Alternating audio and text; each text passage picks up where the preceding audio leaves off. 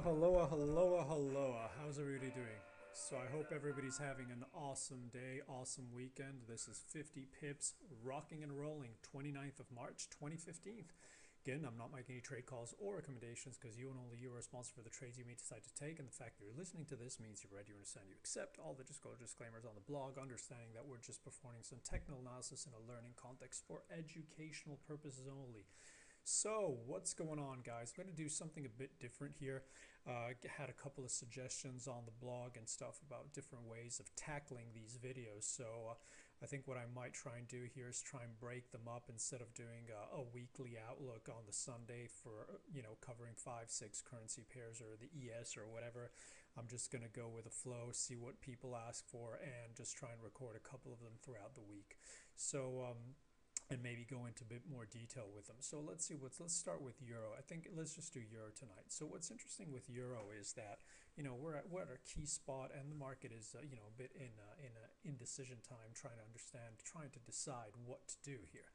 So in terms of the bigger picture on the monthly, we've had some very aggressive move down, right? We've had this very aggressive sell-off, one-way train pretty much down from those, 139s all the way down to when we just clipped that 105 level, right? And, we haven't had much of pullbacks. And what we always say is that, price, the market can remain irrational longer than most people can remain solvent.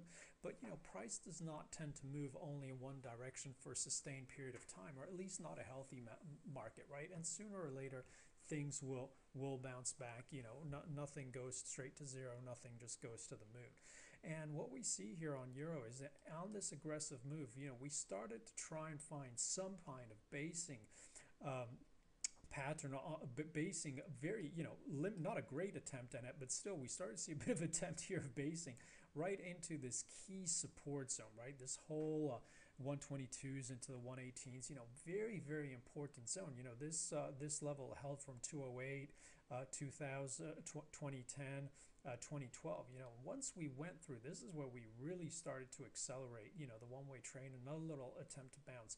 And then we start to move down to the 105. Now, what we said is when we came here, this was the period when everybody started, as usual. Same thing, once we were trading here, everybody started to come out, euros going to 150, 160, etc. When people tend to get a bit too excited, things tend to reverse. And as we were breaking down all these round numbers, knife through butter, as we started to hover around the 105, everybody, their grandmother, their hamster, and long lost goldfish pet, whatever, everybody's going for parity, euros going to 0, euros going to 80.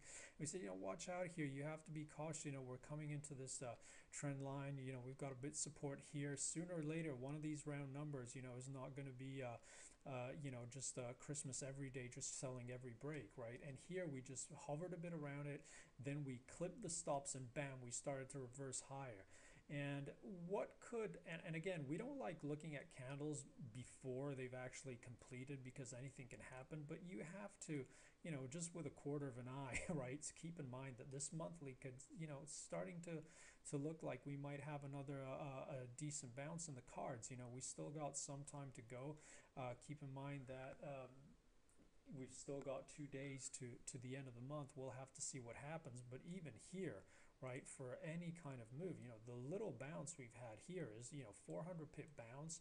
Once you see, 139 into the 400 pip bounce is absolutely nothing, right? So keep in mind that it would be healthy to see some kind of a bigger bounce here, even though we're still seeing a lot of sellers in there.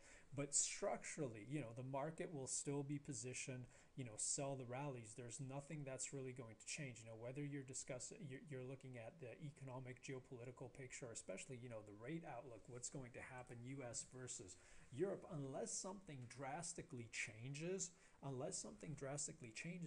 market will still be looking to sell any bounces, and that will likely not change or will not change structurally unless Euro trades all the way back above these 122s, okay? So keep in mind that even if we bounce back into the 116s, 118s, that's not even 50% of that move down, right? So there's a lot of room to the upside for this to still stay structurally bearish, okay? That's something to keep in mind. So, you know, the bigger levels from the upside to the upside start at 116, right? And to the downside, it's still all going to be about that 105 and this whole support below here. But here, bottom line on the monthly, we're starting to see a healthy bounce. Let's see how this closes, but there could definitely be room for more. Now, if you look at it from a daily perspective, you know, here we've got that, we'll talk about the FOMC range in a second, but you see that again, you know, this is really positioned, you know, trend is clearly down, you know, and there'll be sellers looking at all these levels. Now, what's tricky here is that even though we got a bit of selling towards the end of the week, you know, this is still holding a fairly decent bid tone. And as long as it continues to hold above these 0730s, you know, our outlook is that we'll still want to try and test this breakdown zone here, which is 110, 112, right? So it still looks like it's holding a bit of a bid. It's still looking like it's stabilizing here, and it might have some room to run. Now, keep in mind, there'll be a lot of sellers trying to sell into this zone, and as long as we hold below 110, 112, especially from a closing basis on the week, you know, this isn't in line to continue to go lower. If we break here, again, we're looking at different time frames. If we're looking at the daily, you see what happens. If we start to take out, so this is the 50, this is 100, this is the 200. You know, if we start to take out the 50, which is, you know, the previous support zone, which should act in resistance, what's the most likely next level that's attracting, you know, will be this 100, which is coming down. There's confluence coming around in that 116.40s, right? And surprise, surprise, you know, it's all the same chart. That's the first big previous support zone that's going to act as, should act as resistance, right? So you see it's the same levels across the board, right? But it's just different, slightly different way to look at it. A lot of people like to look at different time frames, different charts. So I thought it'd be fun to look at it and hopefully instructive to look at it in some other time frames. So that's what we're looking at on the daily, right? You know, any day, as long as we start closing the days above this 107.30s, you know, still looking for this to the upside. This will likely be the next Momo line, the pivotal level here inside this whole zone. But, you know, if we start to trade back below 0730s on a daily without taking out these highs, then we could clearly accelerate the test to the downside. Now, a lot of people have been complaining about, you know, very hard to trade volatility. As usual, you know, the guys who've been listening to these videos for some time, you remember, you know, we went through a phase where everybody was complaining about the lack of volatility, and we said, don't worry, you know, volatility will come back, and you'll see the same people that are complaining about a lack of volatility are going to be the same people that are complaining about too much volatility once it hits, right? So let the complainers complain and, you know, do your thing. Don't worry about that. But right here, why is this such a tricky? Why are so many people, I feel, having trouble trying to decipher what's going on? Is because it's a massive chop range, right? You know, this is the FOMC range, and you see what's happening here. We're still chopping inside this area. So right here, you know, you could equally construct a very articulate or a very good case for this being sell for an aggressive move down. But you could equally construct the same kind of view on buy for a bigger correction higher, right? And fundamentally, our view is that unless we're trading outside of this range in a decisive manner, this is a lot of chop and there's much to do about nothing. So don't get confused by every tick or the velocity of any kind of intraday move as long as we hold inside this range, because it doesn't necessarily mean that much. Now, what it does mean is that there are a lot of interesting short and long setups intraday, of course, for intraday traders, for nimble traders, for aggressive traders. But structurally, you know, don't try to micro-analyze every single tick, any single move inside this range, because it doesn't mean that much, okay? Now, having said that, the other thing why this is quite tricky is because what happens here, right? What we always say is, as long as you're holding a range, your best bet is usually to trade the range, right? So that means sell high and buy low, right?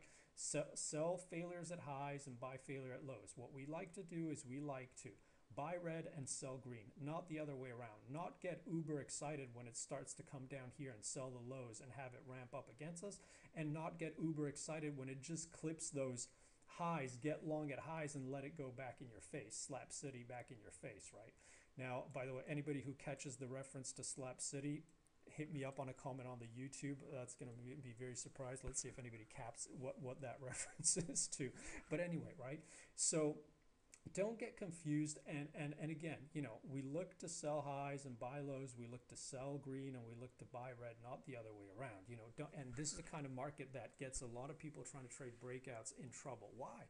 Because you see that after we've put in this range, you know, should we break below the FOMC range, there's no reason to get super excited about this being bearish, because you've got very, very strong structural support just below. So it's a tricky one, because even though it breaks here, it'll be heavy. There's still a lot of support the market will have to get through, right?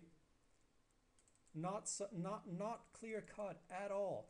Equally, if we break and get some traction above FOMC highs, it doesn't necessarily mean you want to close your eyes and buys, because you've got that whole breakdown point, and you'll likely see a lot of sellers still trying to come back into that zone and even higher, right? So what it means is you've got a very wide range, very tricky to make a call inside this range, and you've got even you know, even stronger levels just outside that range. That's why it's very tricky. So, you know, anybody telling you this is super easy, it's not. It's a tricky kind of scenario. It's different tricky kind of levels. Now, the only thing which was not that tricky in our opinion was that, you know, what happens is you've put in this very aggressive range on FOMC, right? So this was, if I memory recalls, the second biggest daily range ever on Euro, right? So you have to respect this move. Now, when the following day after you've seen this kind of move, market comes right back down and gives back pretty much most of that move, you know, anybody who caught it, you know, good, but don't think it was an easy one, because this does not happen very often, right? So what you're happening is you're still inside the range. Bam, market lets off, and pretty much we retrace that whole extreme. And where does the market come? The market comes back down right into that whole support zone, right? Previous resistance here that now should act as support.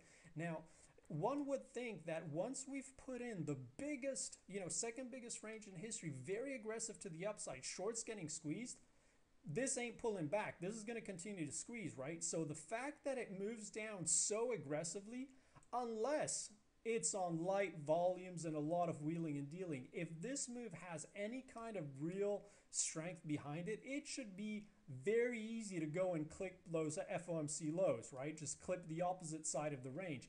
And the fact that markets stopped here and stalled here for quite some time is a very big tell that it's probably a pretty good bet. You've got very tight risk. You can get long with stops below these lows for a move back to the opposite side of the range, right? Very nice little trade. And once you see this happening, it's very rare that the market will actually stop back here without trying to clip some stops. Bam, we clip some stops, attract late buyers at highs, bam, ruin the dream, right? And back. And all of a sudden, we're right back into the FOMC range, right? So not a lot has happened. The only thing that's happened is we've put in the second biggest range, daily range in Europe, and that needs to be respected. And you can, market's telling you it needs to be respected because it's being defended to the downside and it's being defended to the upside. So it's not going to be that easy to break outside. So we could see very aggressive action here, but unless we get something, you know, on the wires, whether it may be some geopolitical factor, whether it might be something out of Greece, whether it might be something out of the US, maybe it's something to do with US data this week. We got a lot of data, but, you know, unless something fundamental happens or some, you know, it's going to need some kind of catalyst likely to break outside that range, okay?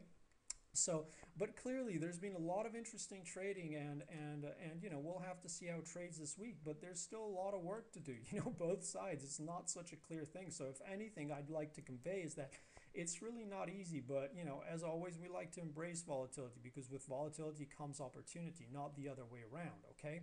So let's see what happens this week. I hope that was interesting. I wanted to start to go through some more details and look at, you know, look at some of these pairs individually and see if we can drill down on them. So again, if you have any questions, just hit me up on the blog, send them through, and I'll try and factor those in the videos we do. So again, guys, have an awesome rest of the weekend wherever you may be.